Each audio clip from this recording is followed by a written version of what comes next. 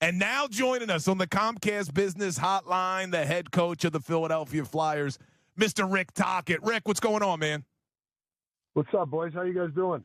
We're fired up. Good. Fired up. It's been a fun product to watch. I know it's only been 9 games, but it's been fun to watch. Tell us about last night. The energy in the building was electric. Yeah, it seems like these overtime games, and we're playing a lot of home games this month. That the fans are, they're into it. They're close games or pressure games, and the shootouts and the overtimes creates a fun atmosphere. Thank God we're on the right side of it, though. So hopefully we can continue. By the way, there was a play in last night's game, and I don't know what your thoughts were when Malkin stepped in and ends up scoring the goal. How in the world can that not be a penalty? I understand what they're trying to say, but how could that not be a penalty when you have too many men on the ice? Yeah, I got clarification this morning. It's a premature. I got to how I say this. It's in the rule book where it's the spirit of the rule is that the goalie, even if the goalie's not by the bench, and he wasn't even close, the linesman is supposed to blow the whistle, and then there's a face-off at center ice. So, it's an issue for me. I thought it was too many men too, but that's not the rule. They got it right. The only way to be too many men if the goalie actually touched the puck. So that's the spirit of the rule. I still don't understand it, but that is the rule. Yeah, rule didn't make a lot of sense. But, hey, it didn't end up hurting you. You get the win in the shootout. Now, after the game last night, you're meeting with the media, and you dropped the quote of the year, in my opinion. You eat together as a pack. If you're the lone wolf, you're done. A pack lives. Is that the mentality you want this team to have? Yeah, I think so. I just from being a coach in my playing career, just the closeness of a team and having each other's back. And we're not saying we'll just go out and fight. We're just got each other's back. It's day to day, right? A guy's struggling. What do? You help the guy out. It's no different off the ice, on the ice. Try to be selfless. You don't want to be selfish. It's not always about you. So I just like the pack mentality. It's always been kind of in my, the way I've grown up, and the most successful teams I've been on. So yeah, we're trying to create that around here, and the guys have bought in. That's the key. Yeah, outside of the aggressiveness of the team, I see one thing that I'm not used to, because in the last couple of years, you saw a lot of dumping and running into the offensive zone. This year, we're seeing a little bit different. We're seeing like a little bit more playmaking. Is that all part of the plan? Yeah, I want the guys to be creative. Like, we're still trying to find the sweet spot there. When's the time to, it's got to be calculated. Like Zegras, he goes over the blue line. He had some room, and he hits Mitchkov for that kind of half breakaway. I mean, that's the stuff that we want to promote. If the team's already got a structure around the puck and there's nothing there, then that's when it's got to go behind them. So we kind of lived a bit last few games where we had some turnovers, but they're not as many as they were like 2 weeks ago. So we're trying to figure out when's the right time. But yeah, I'm promoting making plays. We got some talented guys here. We want them to make plays. It's a fun way to play. I just don't want these guys to fill the pucks in all the time. But there are some times you have to be calculated, and when to advance the puck and when to make a play. We're talking to Flyers head coach Rick Tocchet on the Comcast Business Hotline. Rick, I'll be honest with you. I was a little surprised when it came out yesterday that Sam Ersson was getting the start in net.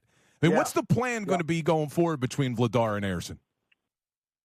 Yeah, I think at the start of the year in training camp, like I said, I'm new here, and I don't know both goalies that well. You rely on information, and I just felt early in the season, you obviously want somebody to step ahead, and obviously Vladdy has had a really good camp and has played really well for us. And Sam, to me, has had some good games for us. So, I just wanted to give some guys some traction, give them a couple of games in a row. I had Vladdy go 3, and then I just felt like let's get Sammy back in there and see what he can do. And then he played well. And then obviously we'll go with Vladdy tomorrow night, and maybe do I run him for a little bit? I think it's important to give these guys some traction here, not just every other game play one guy. But eventually, hopefully somebody's going to. The good players both playing really well. That's an easy decision for me. But if somebody gets ahead, they'll start to get some more games.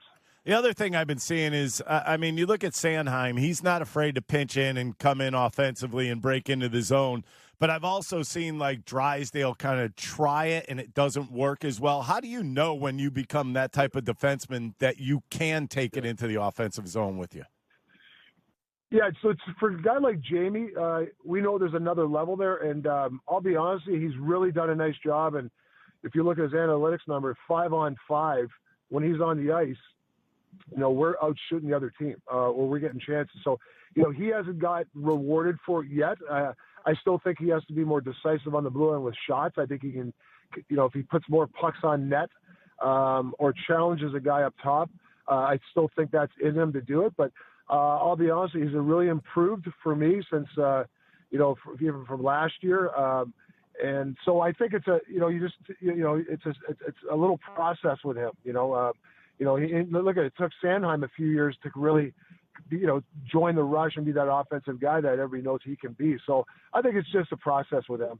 And now I just got a quick one for you. You know, this team is being aggressive. They're not afraid to mix it up. You weren't afraid to mix it up, were you, Mr. Gordie Howe hat trick?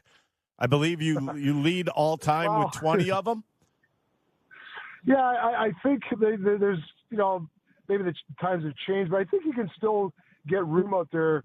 If you're a guy that is uncomfortable playing against and you can do it consistently, you're going to get some room and you're going to get those extra chances on net or that extra room. And I think, you know, I tell all our players, you know, if you continue to play, if you play uncomfortable, you know, the other team's going to like get tired of you. Oh man, this guy's going to the net all the time. Or this guy's on me all the time. You know, you're hoping the guy not quits, but is not as aggressive on you. So sometimes being aggressive is a good thing. Yeah, I still don't understand why we call it the Gordie Howe hat trick, though. Tocchet. Yeah, you only had 2 of them. You had close to 20 of them, right? Yeah, well, you look at Gordie Howe's stats. I don't know how many goals and assists he got. I'm not even close, but yeah, no, it's something like that. I think Brendan Shanahan's up there, and the guys like Cam Neely, those type of guys that could fight or score. Yeah. All right, let's talk about Michkov for a second because, look, he gets in here. He wasn't in the greatest of shape. I think the ankle probably set him back a little bit. What have you seen from him? Because he appears to be skating a little better over the last couple games. Yeah, the last 10 days, I've had some really good practices. You know, we've worked a little bit after practice. I think it's going to take some time to get him up to speed, but he's also, if you watch, he's not skating backwards to the neutral zone, and that was something I was trying to get out of his game. If you watch now, he's skating forward. He looks faster, and I think that's part of the, you know, I don't want to change his game. I mean, this guy's a talented kid. He's a magician with a puck. But I think if he just takes a more of a north and skate north approach, he'll look faster, and it's paying off because he's getting those chances. And it's a matter of time. I mean, you know, I'm not really worried about him. I think that he's starting to, you know, he craves it too. His practice habits have been really good. And he knows he's been on the 8 ball. Yeah, I mean, is he a little bit, you know, has he been, was it out of shape or not in game shape yet? Yeah. But, you know, it's going to take, like I said, his game's improving. All right, one more quick one. How much do you guys practice this shootout stuff? Because I saw 2 of the most spectacular shootout goals last night with Brink and Michkov that I think I've seen in a long time. Yeah, these guys are really creative. They're really good. They do it on their own.